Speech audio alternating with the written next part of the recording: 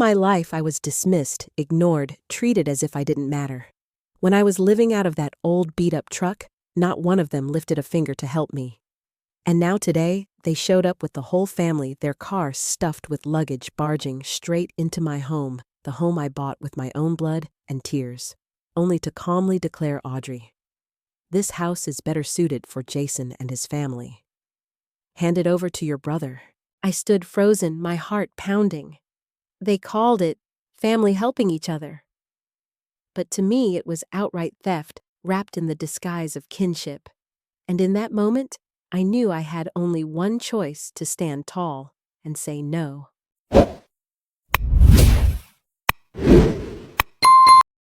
My name is Audrey. I'm 34 now, and if there's a single place that defines my childhood, it isn't school, and it isn't the quiet, middle-class neighborhood of Portland. It's those family dinners soaked in unfairness where every child was cast into a role that never changed.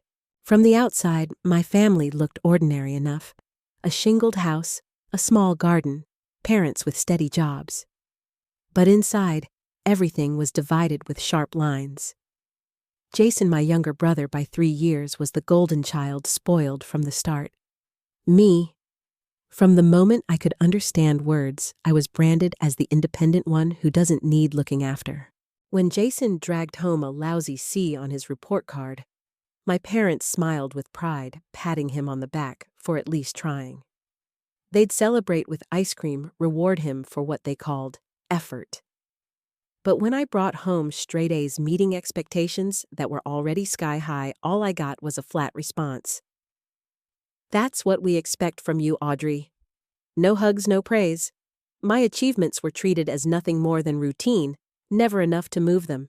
I remember my 10th birthday with crystal clarity. Jason got a brand new Nintendo for no reason at all, just because. On my one special day of the year, I was given a heavy encyclopedia set. My mother smiled faintly and said, "You like books, don't you?" I nodded, swallowing the lump in my throat. But deep inside, I knew no one gives a child textbooks for her birthday, unless they want to remind her that her joy doesn't matter. Those years taught me a bitter truth: never expect fairness. Fairness had never lived in our house. By the time I was 10, I understood that asking why was pointless. Every time I wondered aloud why Jason was rewarded so lavishly, my mother sighed. "Your brother needs encouragement, but you're already strong." It sounded reasonable, but to a child, it cut like an invisible knife. My talent, my effort was worth less than my brother's laziness. My hard work was just the backdrop for Jason's spotlight. So I learned silence.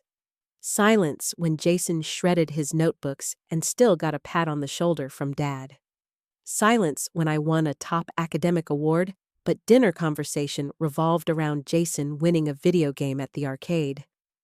Silence until I hypnotized myself into believing, don't expect anything, you'll hurt less.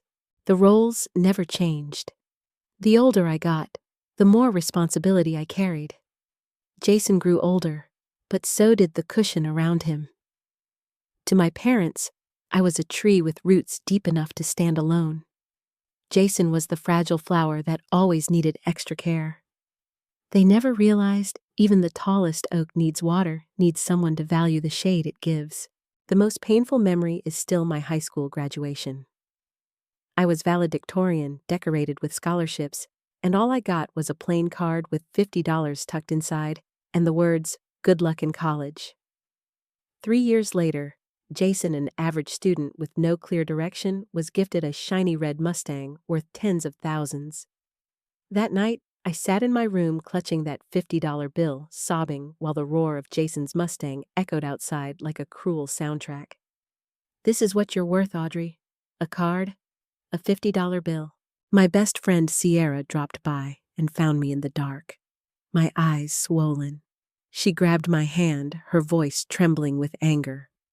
"Audrey, you deserve so much more than this. Don't let them kill your light." I couldn't answer, but in that moment, a seed was planted in my heart. One day, I would rewrite this story. Growing up in that kind of environment, I realized roles were assigned early. Jason was the one who needed coddling, allowed to fail, allowed to demand, always met with open arms. I was the independent one expected to carry the load, never allowed to be weak, and if I collapsed, it was my own fault. The cruelty was that once those roles were set, every action was twisted to reinforce them. Jason slacked off. He just needs motivation. I succeeded. Of course you did, you're smart. Jason messed up. Everyone makes mistakes. I admitted I was tired. Stop complaining, Audrey. That's the loop of unfair expectations. A cycle that turned the golden child into someone entitled, and the independent child into a shadow, proof that the family had raised her well. There were nights I stared at the ceiling and asked myself, why do I have to fight so hard? Why do I always have to be strong? If I fall, will anyone catch me? Deep down, I knew the answer. No one. I wasn't allowed to be weak. I wasn't allowed to ask. In the script, my parents wrote my role was the tree that grows on its own, while Jason was forever the sapling that needed shelter.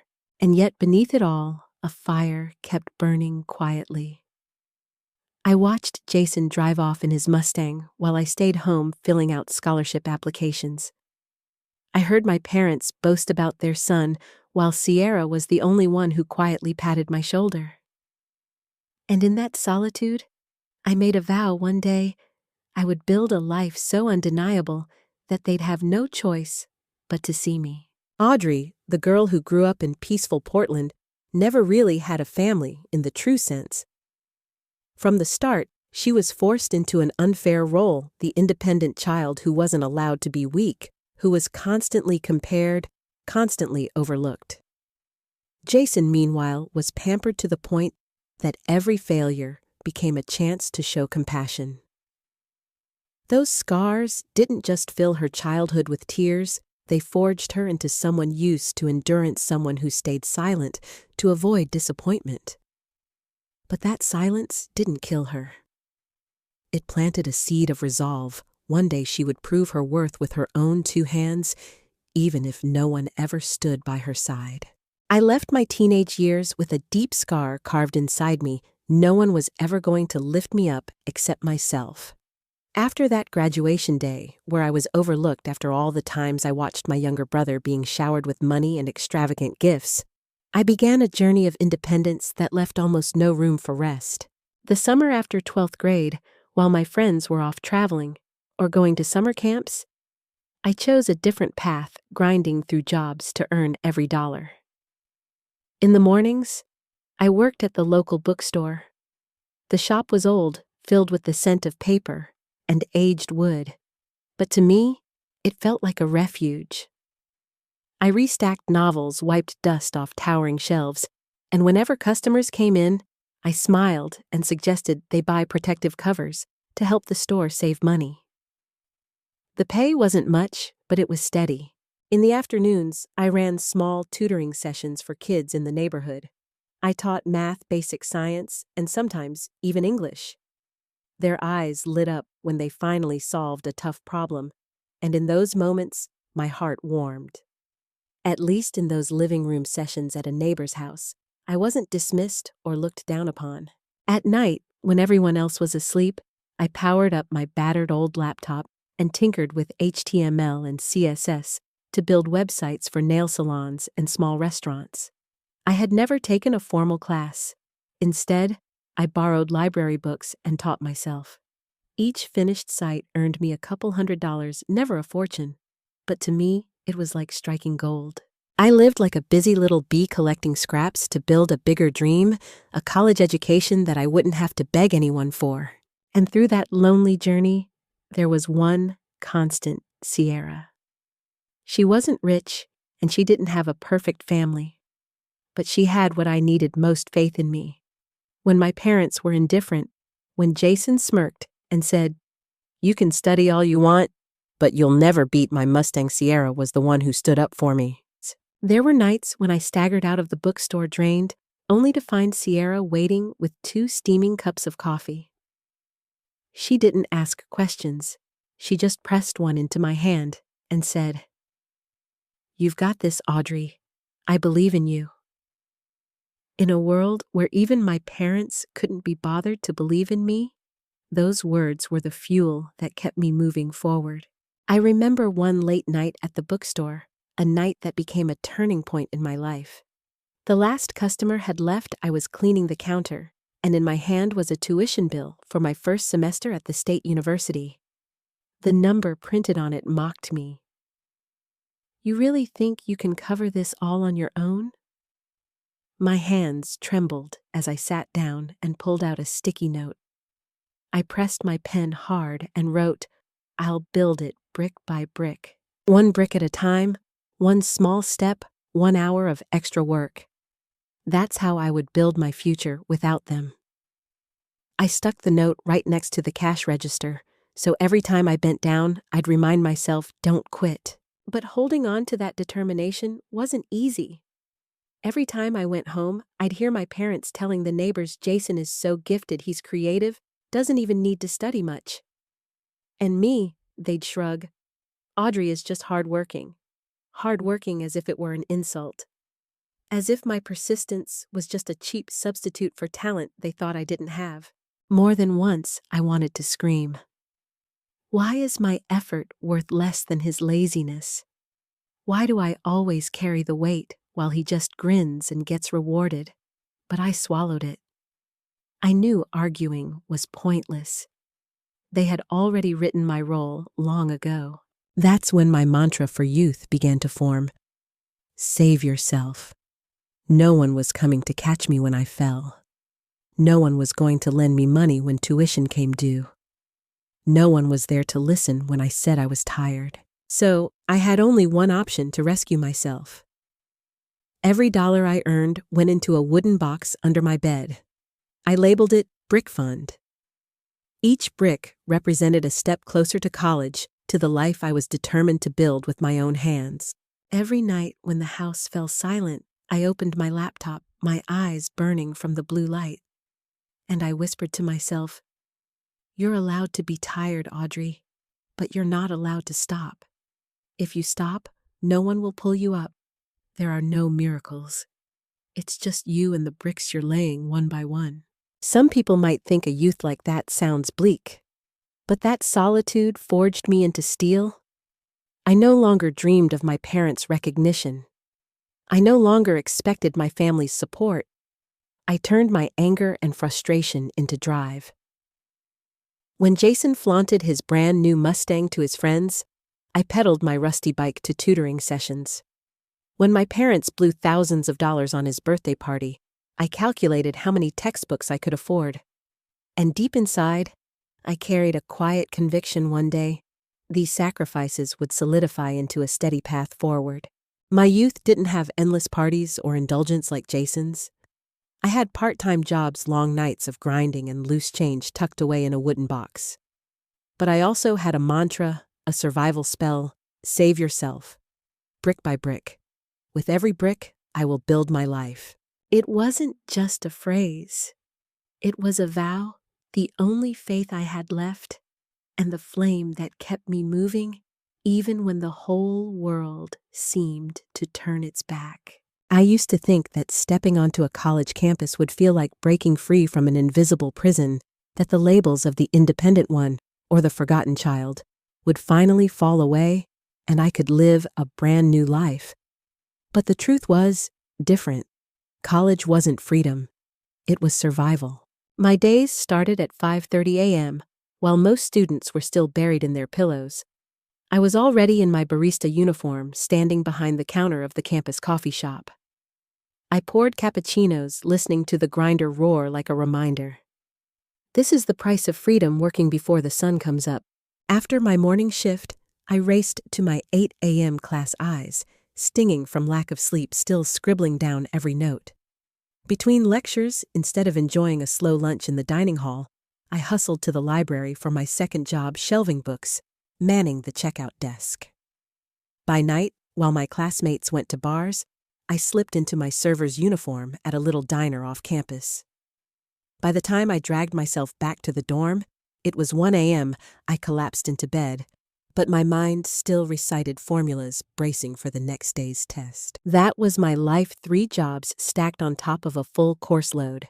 And somehow my grades still stayed at the top. Failure wasn't an option, because if I failed, there was no one to catch me. Yes, I had escaped the house of cold comparisons and endless neglect. I had freedom now, the freedom to build my own life. But that freedom came with a cruel truth. Freedom isn't free. My freedom was bought with an exhausted body with dark circles carved under my eyes, with dinners of instant noodles eaten on the run. There were no college parties, no carefree dates, no lazy afternoons, just work assignments and stolen naps. Sometimes in lecture halls, I looked around at classmates in hoodies laughing about last night's frat party.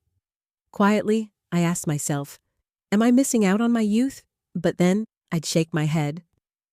No, I don't get to miss out. I have to keep going. Back home, Jason had enrolled in a community college only to drop out after 1 semester. He shrugged and said, "Not my thing. School's too tiring." But instead of pushing him to work, my parents kept supporting him. They paid his rent, bought him a brand new gaming console, and sent him an allowance an amount double what I scraped together from 3 jobs combined. One afternoon during a library shift, I scrolled through Facebook and saw Jason's latest post.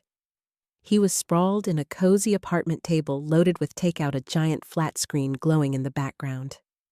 The caption was a single phrase, "Chill life." My hands shook so hard I dropped a stack of books. When a classmate asked if I was okay, I forced a smile. But inside, my chest felt crushed. Why is his laziness praised as a lifestyle while my effort earns nothing but silence? One evening, my roommate Tara invited me to a department party. "You have to come, Audrey. Everyone will be there. It's a chance to make friends, maybe even connections for the future." I almost said yes, but then I pictured myself in a crowded room, clutching a plastic cup, forcing laughter to fit in. What if I slipped up? What if someone thought I needed help? Would I be dismissed all over again? So I shook my head. "Sorry, I've got a night shift." Tara looked disappointed, but didn't push. The truth, I didn't have a shift that night. I sat alone in the dorm, finishing a half-built website on my old laptop. Deep down, I knew the real reason: fear. Fear that stepping into a world where I had to ask for things, support, kindness, belonging, would make me that little girl again, watching Jason's Mustang roar in the driveway while I clutched a $50 card. That was the defense mechanism I had learned young: don't ask, don't expect, don't give anyone the chance to say no. I chose solitude because at the very least, solitude never betrayed me. Late at night, after long shifts, I often asked myself, am I living or just existing? My classmates are collecting memories of youth. What do I have? A worn-out body? A bank account barely covering tuition? Is this really youth? And then I'd answer myself, yes, Audrey, this is your youth. Not glittering, not sweet, but the only way out of the family cycle. Endure it. Stand tall. One day, it will be different. Once I called home, hoping for a shred of encouragement. I told my mom I'd just won a research scholarship. She replied flatly, "That's good. Jason's doing well too. He's learning guitar now." Her words hit like a slap. I bit my tongue, ended the call, and clenched my fists so hard, my nails broke skin. Inside, a storm raged. When will my success ever matter? Or will I always be invisible in their eyes? My body gave me warning signs. Some weeks I slept less than 20 hours running on caffeine. Once I collapsed on the diner floor, tray in hand.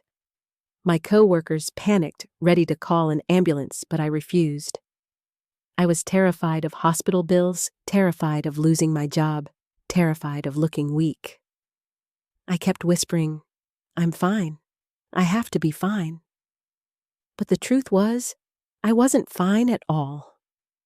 Still in my survival dictionary, breaking down wasn't an entry. Weakness meant failure, and failure wasn't allowed. College wasn't the carefree youth of friendships and first loves. For me, it was a battlefield where I studied and worked just to exist. Waking at 5:30, juggling 3 jobs, keeping my grades at the top while Jason dropped out and lived comfortably on my parents' dime. And in that battlefield, I learned 2 harsh truths. Freedom has a price, and that price is exhaustion. And even harder to admit, I was afraid of asking for anything, because deep down, I believed that asking meant rejection, dismissal, humiliation. That's the defense mechanism my unfair childhood carved into me. It's safer to stay silent and carry the weight alone than to open your mouth and meet indifference. If college had been an exhausting journey with a faint light at the end of the tunnel, then graduation was the moment that tunnel collapsed. I graduated with an almost perfect transcript, 2 degrees in hand, convinced the future was wide open. But reality slapped me hard. The economy had plunged into recession. Companies weren't hiring fresh graduates, they were laying off longtime employees instead.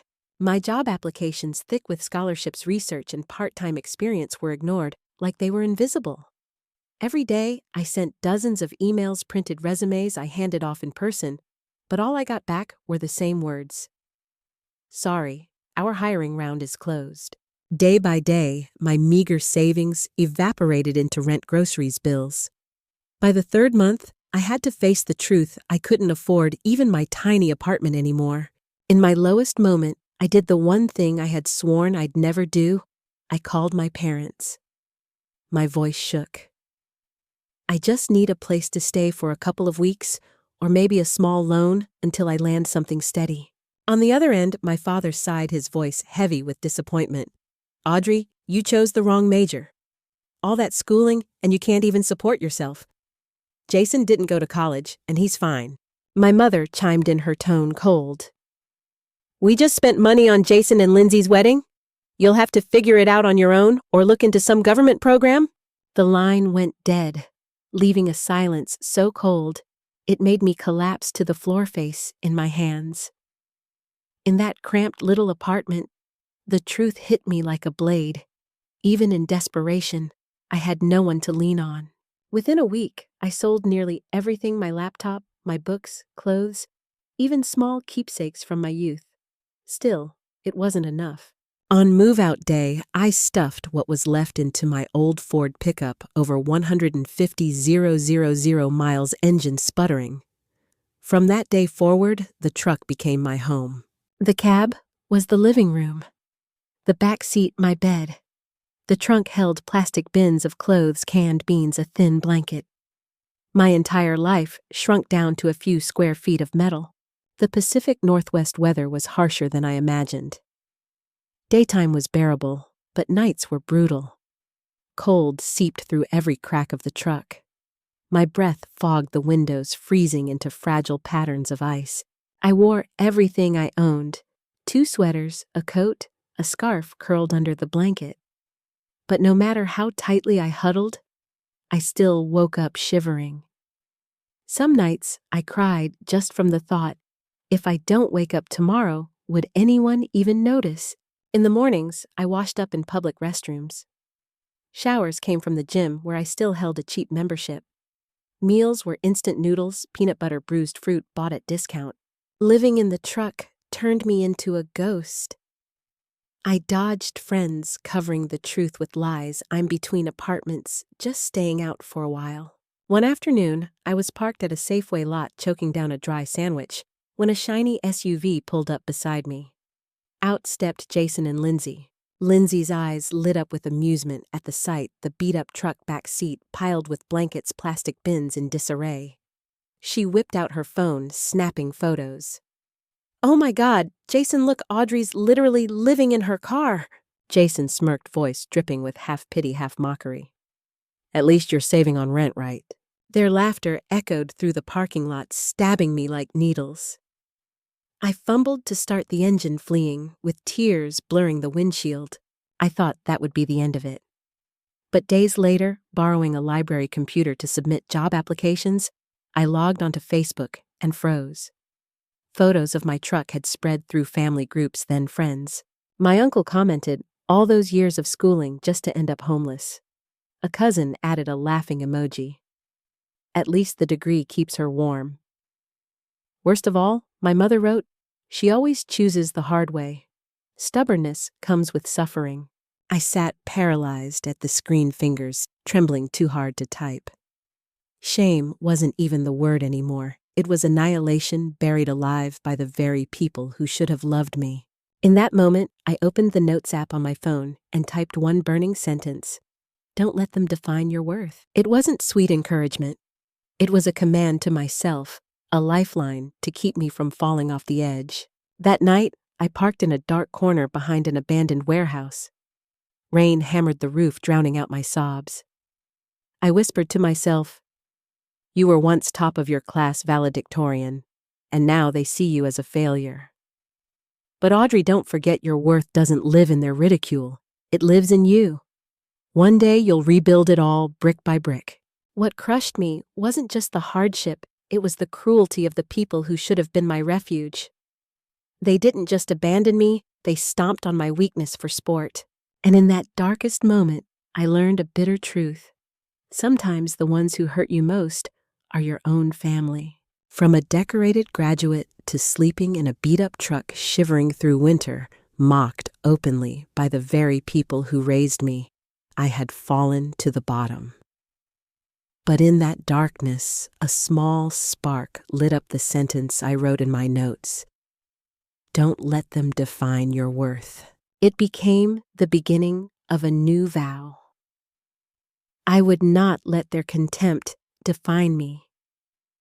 I would rebuild my value step by step, brick by brick, and when the time came, they would see it with their own eyes. That night, instead of curling up in a freezing car, I lay on a single bed in the small, warm room above Elaine's garage. The sheets were clean, the pillow smelled faintly of soap. I cried not out of despair, but because for the first time in years, I felt safe. The next morning, still disoriented by the unfamiliar surroundings, Elaine handed me a cup of hot tea. Besides working as a nurse at the clinic, I also started a small medical software company. "We need someone who understands both business and tech. I'll give you a 3-month trial. I can't promise much, but if you do well, a path will open for you." Her words pierced the darkness like a beam of light. My hands trembled as I took the cup, feeling as if she had just thrown me a rope to pull me out of the abyss. But Elaine also drew clear boundaries. 3 months. Do well, you continue. If not, it ends there. This isn't charity. I'm giving you a real opportunity. The rest is up to you. That was what made me respect her.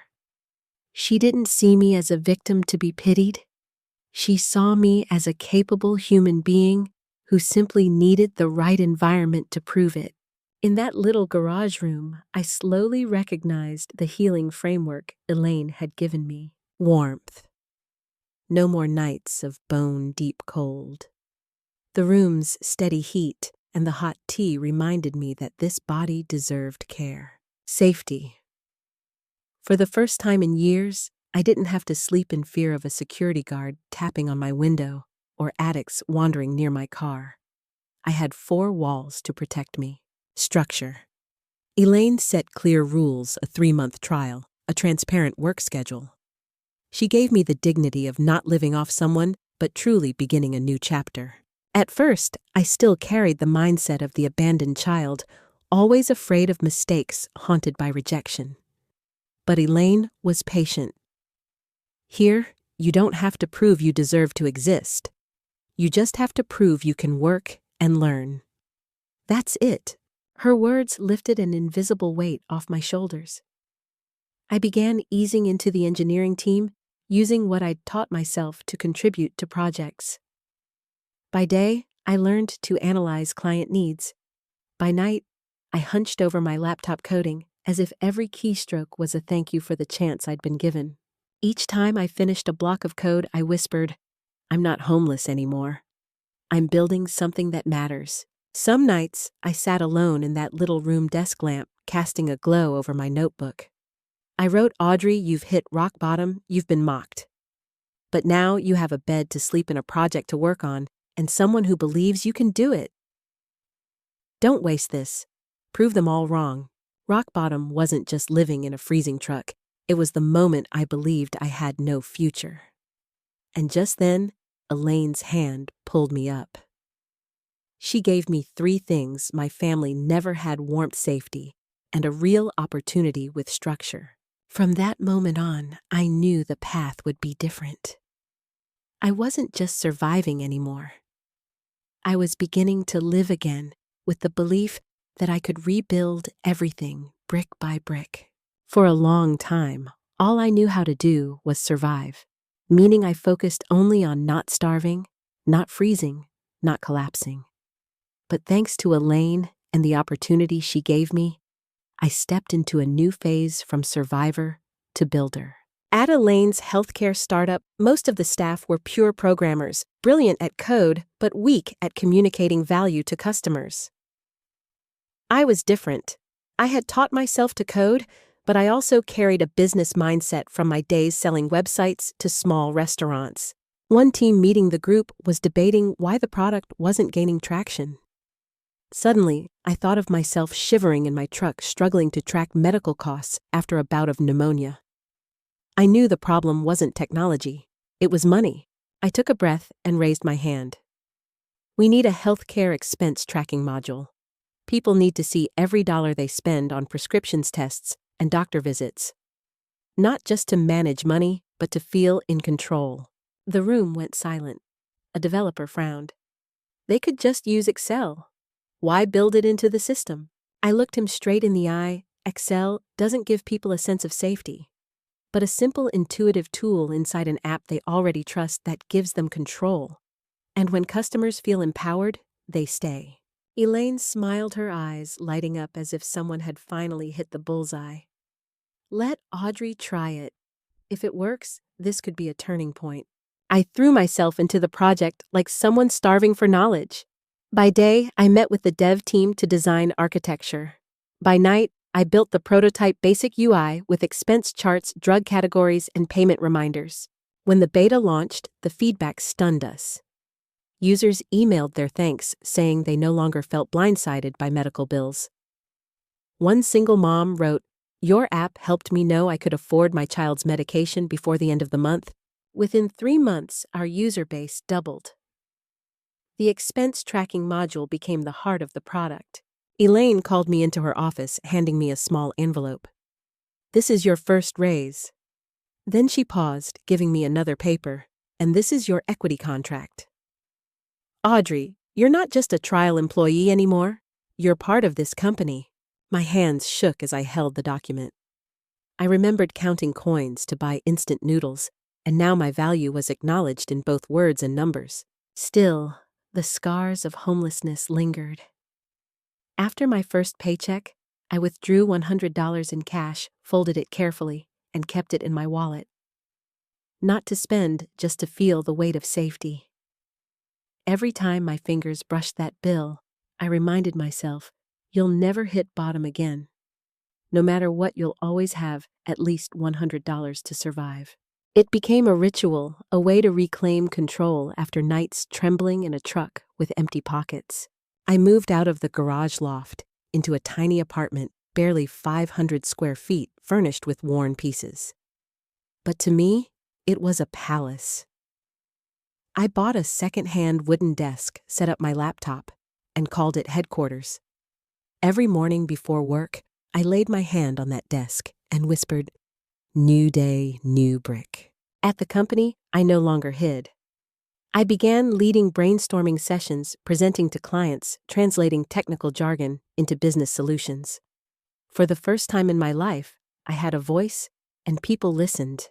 One night, while sorting through papers, I caught sight of the $100 bill in my wallet. I laughed, tears spilling down my face. "Audrey, you once thought survival was enough. But no, you're building. You're turning pain into products that help thousands of people. Your worth isn't in your family's contempt. It's here in this place where people need you. That turning point taught me something: survival only keeps you from dying, but building is what makes you truly live. I was no longer the girl shivering in a truck through winter nights. I was Audrey, the woman who turned hunger and cold into fuel, who turned a small module into a breakout product, who turned herself from an invisible shadow into a pillar of a company. Audrey had crossed the line from survivor to builder. She bridged the business brain with the tech brain, creating a healthcare expense module that propelled the company forward and earned her recognition with both salary and equity. And in her personal life, she still carried that $100 bill, a tiny ritual with enormous meaning, proof that she had reclaimed control. From then on, Audrey wasn't just standing tall. She was building a new road, one that would lead to achievements no one had ever believed she could reach. When Matatra, the company Elaine and I had poured our hearts into, was finally acquired by a massive insurance conglomerate, the office was electric with joy. Eyes sparkled, handshakes were endless, tears of celebration flowed freely. For many, this was the dream ending: to be bought out by a giant, walk away with a hefty payout, and finally rest. But for me, the feelings were complicated. I sat quietly in the corner of the conference room, staring at the big screen flashing acquisition completed. Applause thundered, but something inside me tightened. I didn't want to stop here. That afternoon, Elaine called me into her office. She sat by the window, the golden glow of late sunlight brushing against her graying hair. A cup of hot tea waited in front of me. She always knew when I needed calm. Elaine looked me directly in the eye. "Audrey, you have two choices now. You can stay with the corporation, take a high-ranking role with a generous salary, or you can walk away with the money and equity you've earned. But before you decide, ask yourself, what do you really want?" Her question cut straight to my heart. Memories rushed back: those nights, shivering in my truck, the times my family dismissed me, the days I faked being fine so I wouldn't be mocked. I hadn't survived all that just to claim a comfortable chair in a glass-walled office. I wanted more. I whispered, "I want to build a company, not just to make money. I want it to be a place where people who were once overlooked like I was finally have a chance." Elaine nodded, pride shining in her eyes. "Then do it. And don't fear hardship. You've walked through hell already. You have the strength to build heaven for others." With the funds from the acquisition, I founded Harper Consulting, a firm focused on fintech solutions for underserved communities. On opening day, the office was nothing more than a small, rented floor, second-hand desks, bare white walls. But when I hung up the sign that read Harper Consulting, my heart pounded. This was no longer a dream. It was real. I set the very first rule: hire people, not resumes. I wanted to see ability, hunger, and resilience, not just polished lines on a CV. Soon, my interviews became something of a legend in the startup world. I took in candidates others rejected at first glance: a single mother who had dropped out of school, a veteran with a long gap in his work history, a student who had failed due to illness. I asked them, "Tell me how you've been underestimated." And as they answered, my eyes lit up. I saw myself in them. I gave them opportunities not out of pity, but because I knew those who had survived hardship carried the strength to build something extraordinary. But not everyone approved. When Harper began seeking funding to scale, a few investors sat across from me in a sleek conference room, smiling coolly. "Audrey, your idea is good, but don't waste resources on the disadvantaged. Hire top talent, perfect backgrounds, high efficiency. That's the formula for success." Their words made my blood boil. I remembered my mother's Facebook comment: "She always chooses the hard way. Stubbornness means suffering." And now, here it was again, echoed by investors: "Don't waste your energy on the weak." I sat up straighter, my voice firm. I'm not wasting resources. I'm investing in potential society has overlooked. That neglect itself is an untapped resource. If you want a company that chases numbers, only go elsewhere. Harper will not sell its mission for a prettier report. The room froze. One investor frowned, Audrey. You're letting personal emotions interfere with business. I gave a cold smile. Yes. Personal pain brought me here, and it will remain my compass. Without those nights in a truck, I wouldn't know what the poor need. Without being dismissed, I wouldn't understand the value of being heard. This mission isn't emotion, it's truth. That night, back at the office, I opened my desk drawer and pulled out the same $100 bill I'd kept since the days of survival. I laid it on the table, staring at it for a long time. They may mock my philosophy, but Audrey, you've survived from nothing. You don't need them to price your dream. You'll build it brick by brick, just like before.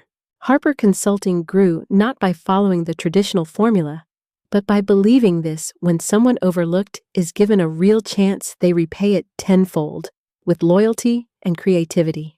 Articles began to appear, Harper, the fintech company for the forgotten. Some praised us, others sneered. I didn't care. I knew I was on the right path. And more than anything, I knew this out of old wounds. I had discovered my life's mission. From the acquisition, Audrey could have chosen safety. Instead, she chose the harder road, founding Harper, consulting a company for those pushed to the margins. When challenged, she refused to trade her mission for short-term profit. Because Audrey understood missions aren't written in investor reports. They're etched into old scars and into the resolve never to let anyone else be dismissed the way she once was. I once slept in a beat-up truck, shivering through winter nights. I once believed that having a home was a luxury meant for other people. And yet one day, through nothing but my own effort, I stood in the empty living room of a graceful craftsman house, the keys still warm in my hand. No banks were involved. No long-term mortgage hanging over me. This home was paid for in full with sweat, sleepless nights, and the projects I poured myself into. On the first afternoon I moved in, I carried in the small plant Elaine had given me years before. It had grown lush and green, each repotting marking another chapter of my life. I knelt in the backyard, hands covered in soil, and carefully placed it where the sun would reach. As I patted the earth around its roots, I whispered, "You've been with me from the garage loft to the apartment, and now to this house. You are proof I survived." That plant became my anchor. Every time I stepped into the garden and saw it, I knew I had left behind the days when all my belongings fit into a few plastic bins in the trunk of a car. 3 years passed, and the house became my fortress. I worked, I grew Harper Consulting, but each evening, when I opened the door and inhaled the scent of old wood, my body relaxed. No more jerking awake at the knock on a car window. No more curling up under a thin blanket praying for morning. Now I had a fireplace, a soft bed, and a garden where Elaine's plant thrived. I began to realize that to heal old wounds, I had to teach my body that the nightmare was over. I created small rituals seemingly trivial, but really safety signals. Music. Every morning, I played a soft jazz track. The sound told me, this is a new day. No one will drive you away. Kitchen light. I always left a small lamp on in the corner of the kitchen. It told me, tonight you have electricity, you have a home, you don't have to shiver in the dark. Evening tea. Before bed, I brewed a cup of hot tea and sat by the garden window. The taste whispered, everything is different now. You are free. These habits weren't just routines. They were a language my body understood, teaching it to separate the present from the haunting nights in the truck. The house wasn't just property. It was the boundary I built after a lifetime of being invaded by my family. Each wall, each locked door was a declaration, this is my space. No one enters unless I allow it. As I walked the hallway, I ran my hand across the walls, claiming them. I remembered how my parents and Jason would barge into my room, take things open drawers without asking. Now, every click of the lock was a victory march. I control my life. Some nights, standing in the kitchen under the warm yellow glow, I thought, Audrey, you've lived in darkness long enough. Now learn to enjoy the light.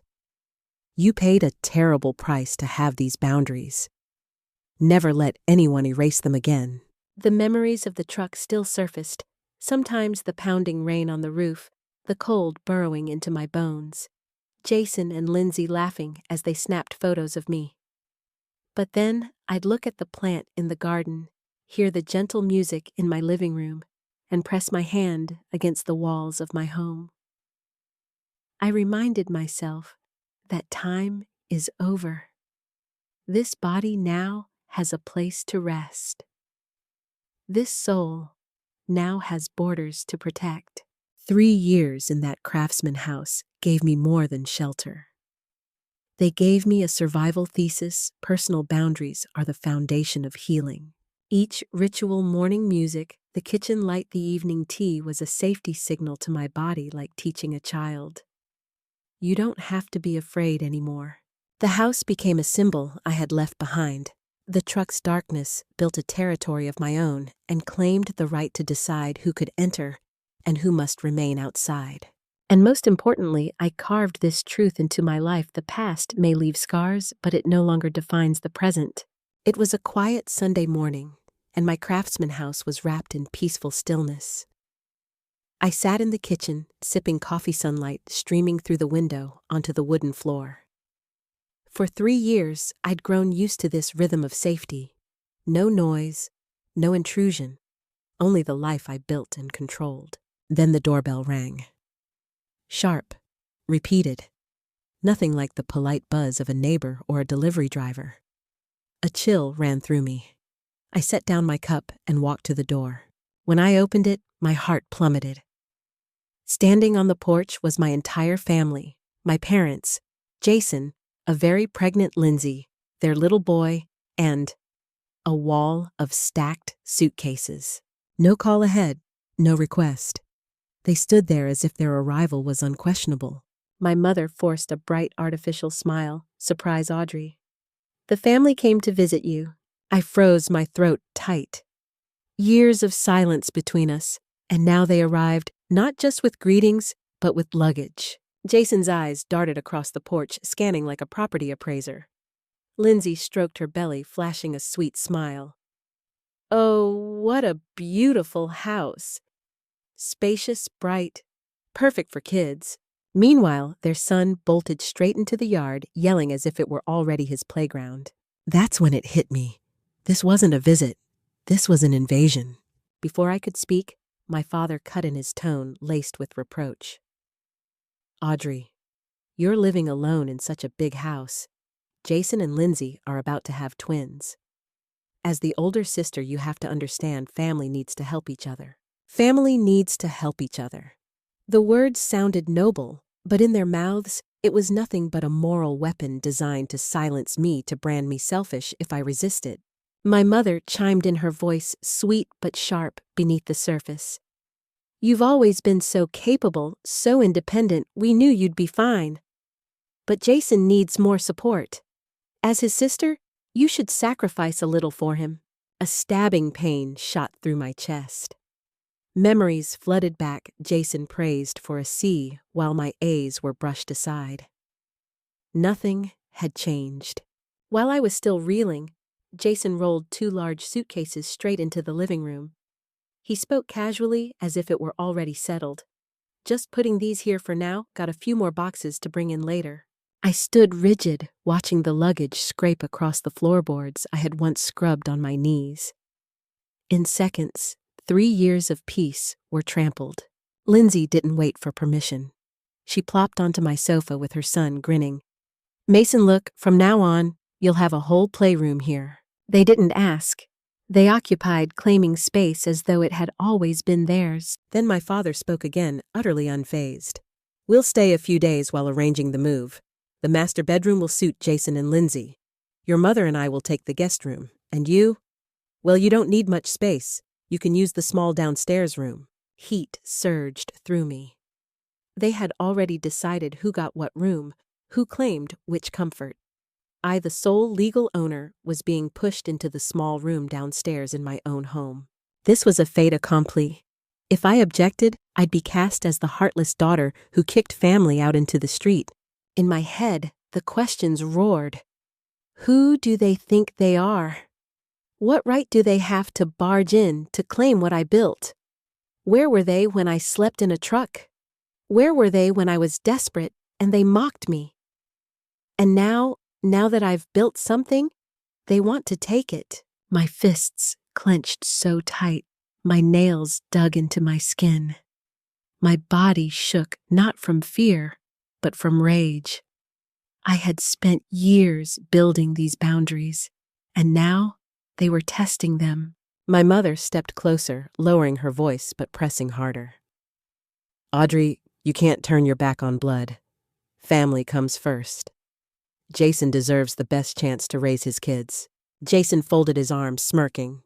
You live alone. What do you need a big house for? We've got a growing family. It only makes sense. And in that moment, I saw their entire playbook laid bare. Moral blackmail weaponizing family to corner me. Physical takeover luggage in the living room, kids on the sofa staking their claim. Fait accompli assigning bedrooms, declaring decisions as if the transfer were already done. They weren't asking. They were seizing.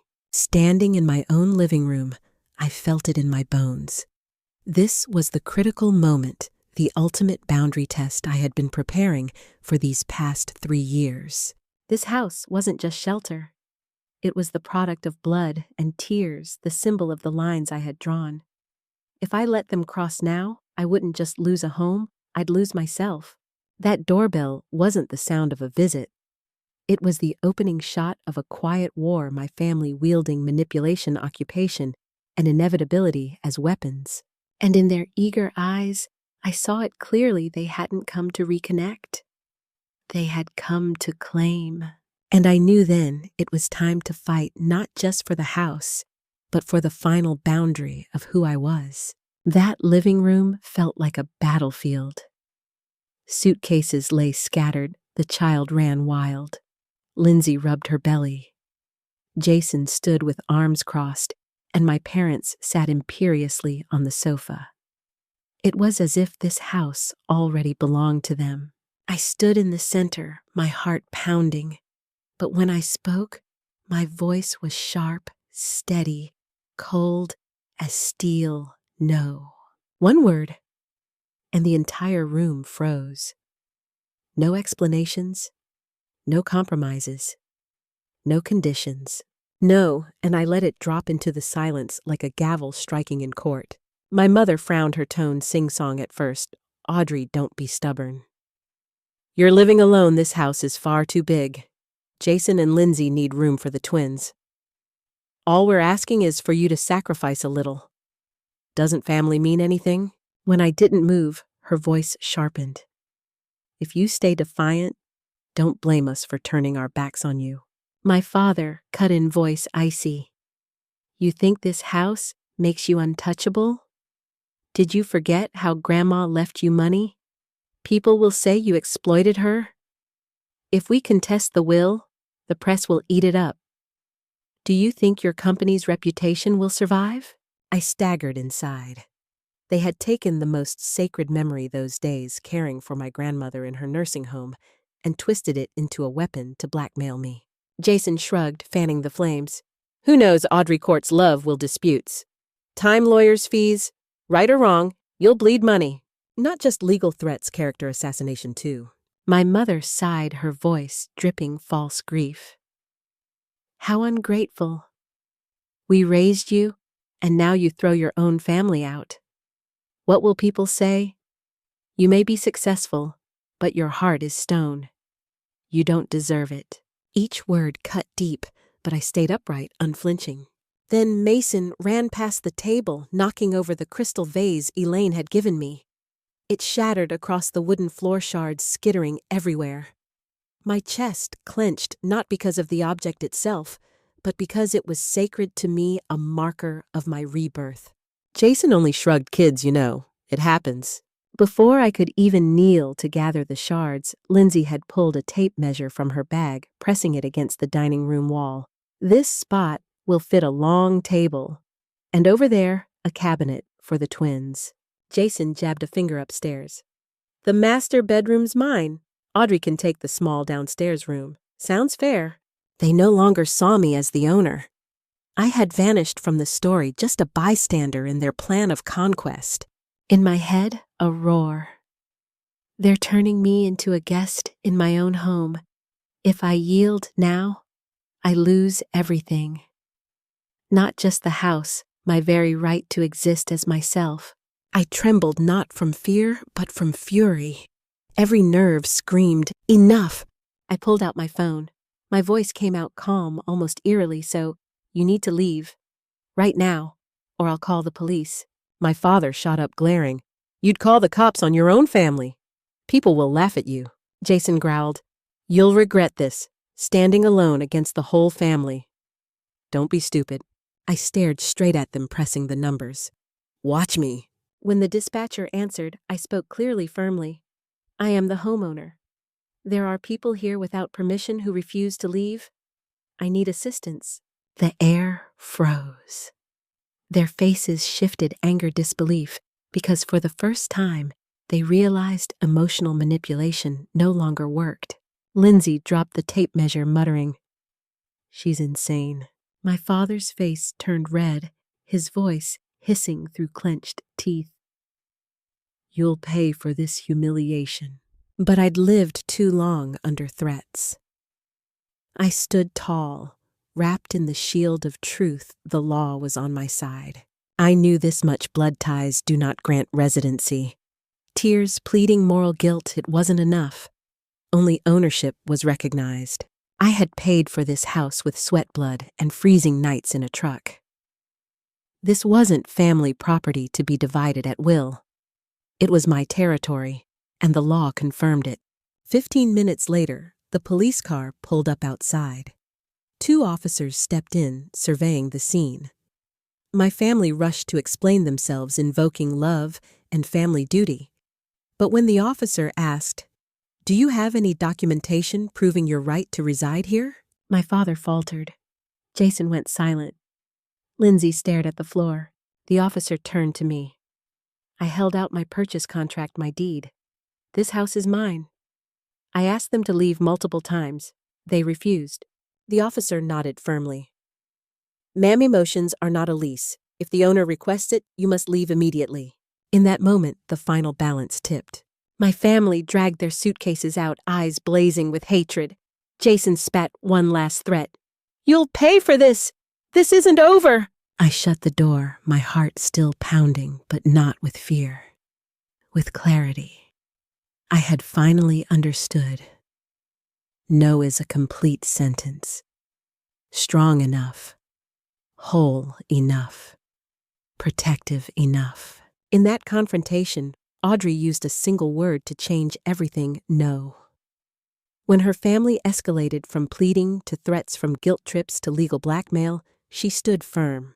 The shattered vase, the tape measure against the wall, the vicious threats, each only proved the same truth: without boundaries, nothing remains. Audrey called the police, asserting what mattered: feelings don't grant rights. Only law and ownership do. And in that moment, she turned no into a lifelong declaration of sovereignty. The craftsman house that had been my sanctuary for 3 years became, after that confrontation, a battlefield. Scratches still marked the floor from dragged suitcases. A shard of glass remained from Elaine's shattered vase. The living room air felt thick, heavy with the residue of torn-open memories. I stood in the empty room, and it didn't feel like victory. It felt like a funeral for something that had died long ago, but that I had never dared to admit. The illusion that my family could change, could ever love me unconditionally. The very next morning, I called a locksmith. When the old lock was removed, I stared at it as though it were a symbol of betrayal. How many times I had believed family would protect me, only for them to force their way in. The sharp click of the new lock wasn't just securing a door, it was sealing off a chapter of my life. That afternoon, I sat in the office of attorney Frank Stevens. He reviewed my deed and ownership papers, then nodded, "We'll draft a will immediately. No one will ever again twist inheritance or last wishes into a weapon. From now on, your rights will be anchored in law." My hand trembled as I signed. I realized that protecting my boundaries required more than courage, it required legal armor. The next day, a tech team arrived to install cameras and motion sensors. I walked with them from window to window, corner to corner. Each device mounted felt like wiring a new nervous system into the house. One technician reassured me, "From now on, any unusual movement will alert you instantly." I nodded. His words landed like medicine. My body had long been trained to live on edge in that truck. Now vigilance was mechanized and iron skin guarding my safety. In Dr. Vasquez's warm office, I recounted everything: the doorbell, the suitcases, the threats, the phone call to the police. I thought I was numb, but as I spoke, my throat tightened and tears poured out. She listened, then gently said, "Audrey, this wasn't just a conflict. It was the final test of your family's pattern." She drew 2 circles on the board, one labeled the independent child, the other the golden child. "From the start, you were cast as the one who can handle herself." That meant invisibility. Your achievements were expected, never celebrated. Jason was cast as the golden child, coddled, shielded from consequences. Both roles are damaging. You carried loneliness. He never learned responsibility. I sat frozen. She was right. My entire life I had been fighting to prove I was enough, while Jason never had to learn how to stand on his own. We were both warped products of a broken family system. Dr. Vasquez continued softly, "This is the moment you must hold a funeral for the illusion. The illusion that if you just tried harder, they'd finally see you. You've already done everything. The reality is, they don't want to change." I broke down sobbing. This funeral had no flowers, no eulogies, just silence and a fractured heart. But I knew the illusion had to be buried so that I could move forward. From therapy, Dr. Vasquez and I built a toolkit not of objects, but of skills to guard my spirit. Boundary scripts, practicing short, firm lines, no loopholes. "I'm not involved in that. That's not my responsibility. If needed, speak to my attorney." Channel control. Agreeing to communicate only via email or letters through my lawyer. No surprise calls, no late-night texts. Everything documented, everything protected by law. Caring for the body trauma often hijacks the body's sleepless nights, racing heart, knotted stomach. I began yoga, running, eating with intention. Each meal, each night of rest became a ritual, reminding me I deserve safety. One night, journaling, I wrote, "Audrey, you once hoped they would change. That hope was the chain. From now on, live without clinging to illusions." This funeral closes that chapter and opens freedom. Freedom means you have the right to say no, the right to defend your boundaries, the right to choose who belongs in your life. After the confrontation, I didn't just change the locks or install cameras. I changed the locks inside my heart, built fences around my soul. Through therapy, I recognized the family dynamic that had harmed us both: the abandoned independent child and the stunted golden child. The funeral for illusion ended, and a new chapter opened where I live by truth, not by false hope. With my boundary toolkit, I am ready not just to defend myself, but to build a life that is safe, steady, and whole. The day I signed the founding papers for the Stepping Stone Initiative, my hands trembled not from fear, but from the weight of giving back to the world what I had once desperately needed. I remembered those freezing nights in the truck, wishing for someone to guide me a hand to pull me up. No one ever came. So I decided I would be that hand for the next generation. The program offers mentorship, scholarships, and internships for students without support systems, even those who have been homeless. At the launch, I said it plainly. Stepping Stone isn't charity. It's a springboard so you can launch yourselves. We don't pity you. We give you tools. Their eyes lit up. I recognized the hunger not just for food, but for belief for someone to finally see them. In the very first cohort, there was Allison, a young woman working night shifts at a convenience store while studying IT. Jamal, a young man who once slept in subway stations but now was determined to become a software engineer. Maria, a single mother balancing classes with raising her child. As I listened to their stories, I saw reflections of myself. Each account was a mirror.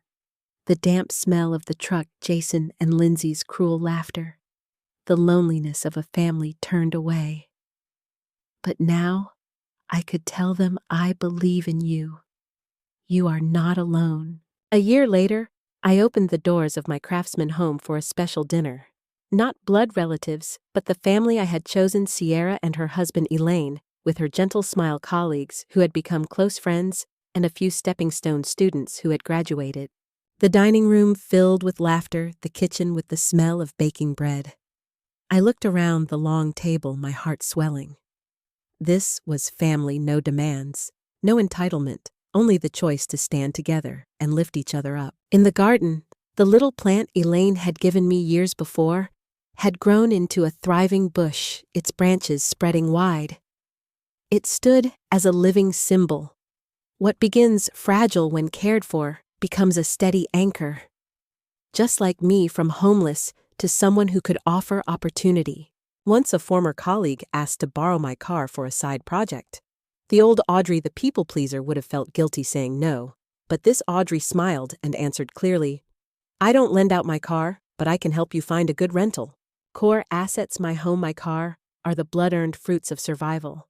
No one touches them as if entitled. Saying no isn't selfish. It's boundary keeping. When my family created a group chat to keep in touch, I only skimmed a few lines, accusations, guilt trips, pressure to come back. I left immediately, sending just one reply. Please email. Legal matters are not discussed in group chats. That was my declaration. I no longer allow emotions to overrule my safety. I choose channels that leave a trail protected by law. Even when relatives played messenger bird, sending texts like your parents miss you or Jason really does love you, I refused to be pulled back into manipulation. My reply was polite, firm. Please direct all messages through my attorney. One sentence. And the performance ended. No more hooks for my feelings to get caught on. Back when I lived in that truck, I lived in scarcity of money, warmth, and recognition. But because I knew scarcity so intimately, I came to understand the true value of lifting others, not by living for them, but by equipping them to live. At a mentoring session, I told the students, don't expect life to ever be perfectly fair, but turn your pain into fuel. I don't want you to just survive. I want you to build. Allison burst into tears, whispering, I never thought someone successful could actually understand us. I smiled because I've been there. That night, after the chosen family dinner, I stepped into the garden. The bush Elaine once gave me swayed in the wind. I laid my hand on its trunk and whispered, Audrey, you've walked from scarcity to lifting others. You didn't just build a house for yourself, you built a bridge for others to cross. And this is your true legacy, not money, not property, but the change you plant in other people's lives.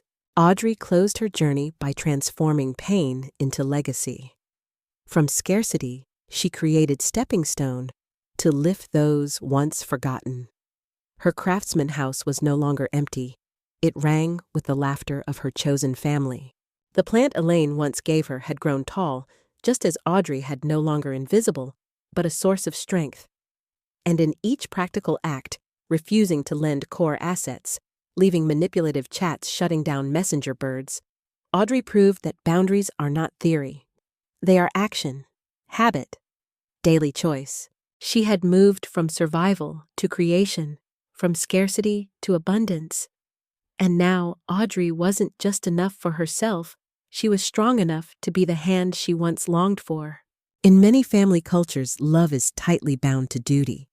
People are taught that if children say no, they are ungrateful. If a sister doesn't yield to a brother, she is heartless. If someone asserts boundaries, they are immediately branded as selfish. Audrey lived her entire childhood under that script. Everything she achieved, from straight-A report cards to scholarships to career success, was framed within the box of she can handle herself, she doesn't need anything. Meanwhile, Jason only had to smile or even fail, and he was met with gifts, support, and praise. But love cannot mean dispossession. If affection only exists when one person surrenders safety or sacrifices value that isn't love, that's manipulation. Audrey's Craftsman house wasn't just property. It became a symbol of true love. Consensual, no coercion, no traps. Consistent, not fleeting, but steady. Trustworthy, not withdrawn on a whim. Letting Jason move in would have been replaying the old script, I don't need it, I'll manage on my own. It would mean Audrey accepting once again that her worth could be erased. Keeping the house, on the other hand, was a declaration I deserve safety too. I have value. Real love must coexist with respect for boundaries. When Audrey said no, her family rushed to brand her ungrateful, cruel, unfamily-like. But the truth is, this refusal is not ingratitude. Gratitude is honoring what has actually been given. But if they never offered true support, then refusing to be exploited cannot be betrayal. Audrey owed her family nothing for this house. She built it with nights of hunger, with grueling labor, with a resilience no one in that family ever saw. Refusing to share the reward was not a rejection of family, it was a rejection of injustice. Imagine if Audrey had softened. If she had let Jason and Lindsay move in. Day 1, they would thank her. By day 2, they would say, "You should sleep downstairs. The master bedroom is for the kids." By day 10, they'd invite friends over as if it were their home. By day 30, Audrey would be treated like a guest in her own house. She would be shoved back into the old role, the invisible one, the self-sufficient one. Living inside the home she bought, yet never feeling it belonged to her. That would be the real ingratitude toward herself.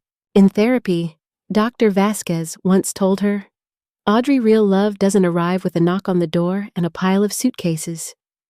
It comes when someone asks, "Are you comfortable? Are you ready?" Love gives opportunity, it does not strip away safety. From then on, Audrey began redefining love. It wasn't blind obedience to parents, it wasn't endless sacrifice for a brother, and it certainly wasn't giving until she was empty. Love in its mature form is voluntary, and it has healthy limits. Many confuse fairness with even distribution. Audrey's family did too, because Jason had more kids. Because Lindsay was expecting twins, they claimed that fair meant Audrey giving up her house. But real fairness isn't splitting everything equally.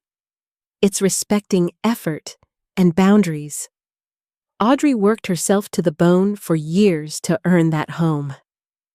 Jason had never endured such struggle. Forcing Audrey to give it up was not fairness, it was a distortion of the very word. One night, Audrey sat in her living room, gazing out at the garden where Elaine's once small plant now spread wide. She whispered, "I used to think love meant yielding, enduring, shrinking so others could grow. But the truth is different. Love isn't measured by how much you sacrifice. Love must walk hand in hand with fairness. And fairness means I matter too." This realization was not gentle. It shook the very foundation of her beliefs. But Audrey knew to live fully, she had to bury that toxic creed. A house is more than wood and brick. It is a daily affirmation that her worth is not negotiable. Each door that locks shut does more than keep intruders out. It reminds Audrey that true love must come with safety and respect. This chapter had no shouting, no police, no suitcases dragged across the floor. It was a war fought within awareness. Audrey learned to flip the meanings. Refusal no longer meant ingratitude, and love no longer meant dispossession. The Craftsman House stood as a symbol, consensual, consistent, trustworthy. Yielding it would have been repeating the tragedy of, I don't need. Keeping it was the recognition of self-worth. And the final lesson, fairness and love only truly exist when both sides are respected. If this were a TV drama, maybe the ending would be a scene of my parents apologizing. My brother changing the whole family gathered around a dinner table in reconciliation. But real life isn't a fairy tale. And my story doesn't close with reconciliation. It ends with peace. A peace I built myself, not begged for, not granted by anyone else. A peace that didn't come from finally being recognized by my old family, but from being complete within myself and with the community I chose. The Craftsman House, once a battlefield, when my family tried to invade, has become a sanctuary of the soul. Each wall is armor I built with effort. Each closed door is a period marking the end of those who disrespected my boundaries. In the garden, the bush Elaine gave me has grown wide, rustling in the wind. It is a silent witness to my journey from freezing nights in a truck to warmth under a roof, from isolation and despair to steady peace. I touch its trunk and whisper, peace isn't a reward from others. It's an inner right, and I've signed my name on that deed. I was once cast as the independent child, the one who needs nothing, who must always yield. Jason was cast as the golden child, the one who always needs support, who never carries responsibility. But now, I've rewritten the script. I am no longer the independent child made invisible. I am Audrey, the builder, the protector, the leader. I am no longer a side character in the family's play. I am the author of my own life. I've learned that boundaries without consequences are just words. When I said no and called the police, I wasn't just speaking a word, I enforced a consequence. Since then, I've applied that truth everywhere. If someone crosses a line, they face lawyers, contracts, clear rules. If someone manipulates with emotions, they see my silence and departure, not my compliance. If someone tries to cast me as the one who must sacrifice, they learn that role has been retired. Outsiders might think peace came to me after money, a house, a company. But the truth is, peace is not an automatic byproduct of success. It's a spiritual structure I have to build every single day. I build it with small rituals, morning music, the kitchen light at night, a cup of tea before bed. I build it with cold decisions, changing locks, cutting contact, drafting a will, investing in security. And I build it with the community I chose, Sierra, Elaine, colleagues, and the students of Stepping Stone. My peace has foundations, walls, and a roof. It isn't fragile. It cannot be stolen. Sometimes in dreams, I still see my parents and Jason. They scold me, "You're ungrateful. We're blood." In those dreams, I answer calmly, "Blood doesn't give you the right to take away my safety. Real love requires consent and respect. What you call love was only demand." I wake to the sound of birds in the garden, and I know I've stepped out of the old script. My story isn't only Audrey's. It's an invitation to anyone trapped in a family script, forced into the role of the invisible one, the sacrificial one, the one who endures. Ask yourself, what role have you been cast in? Does it reflect your true worth or just the warped inheritance of your family's dynamics? Have you ever dared to set a boundary and, more importantly, enforce the consequences of that boundary? You have the right to rewrite the script. You have the right to build a life where effort earns real safety, not another role of suffering. I step into the garden, looking at the bush now tall enough to cast shade. I whisper to myself and to anyone listening, peace is not an ending. Peace is the state from which we keep building. Peace is not a gift from others. It is an inner right, and no one can take it from you unless you hand it over. This story closes not with fairy tale reconciliation, but with bitter, honest growth. Audrey found peace not through her blood family, but through herself and the community she chose. The Craftsman House became a symbol not just of material success, but of fairness, boundaries, and voluntary love. The final message for the listener: write your own role. Step out of the old family script. Enforce boundaries with consequences. Build a life where your effort brings real safety. And above all, remember that peace is an inner right one no one can strip away.